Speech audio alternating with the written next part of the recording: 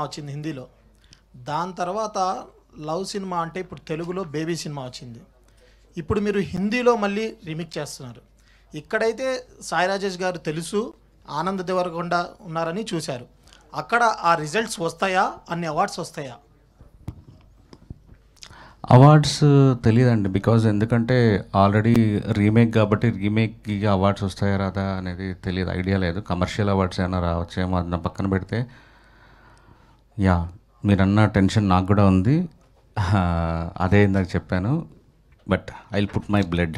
Adding to that point, మనం ఎవరికి తెలుసు అనే దాని మీద సినిమాలు ఆడవండి. అలా ఆడితే ప్రతి ఒక్క హీరో, ప్రతి ఒక్క హీరోయిన్, ప్రతి ఒక్కటి అందరికీ తెలుసు.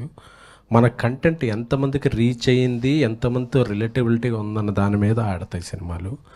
బేబీ సినిమా ఇక్కడ చాలామందికి రీచ్ అయ్యేలా రాజేష్ గారు తీశారు. కంటెంట్ చాలామంది అందరూ చూసుకున్నారు. ఒకళ్ళు ఆనంద్లో ఒకళ్ళు ఆనంద్లో కొంతమంది అబ్బాయిలు చూసుకున్నారు, వైష్ణవిలో కొంతమంది అమ్మాయిలు చూసుకున్నారు, విరాజ్లో కొంతమంది అబ్బాయిలు చూసుకున్నారు. సో ఆ రిలేటబిలిటీ ఇండియా వైడ్ ఇంకా ఎక్కువ ఉంది అనేది నేను నమ్ముతాను. సో ఆ రిలేటబిలిటీయే ఇండియా వైడ్లో ఈ సినిమా బిగ్ సక్సెస్ అవుతుందంటే ప్రొడ్యూసర్గా నేను నమ్మే నమ్మకం. And I believe Rajesh making and his music sense.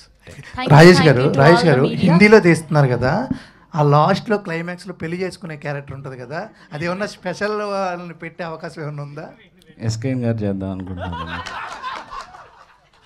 చివరికి అలాంటి క్యారెక్టర్లు ఇస్తున్నారు ఎవరు?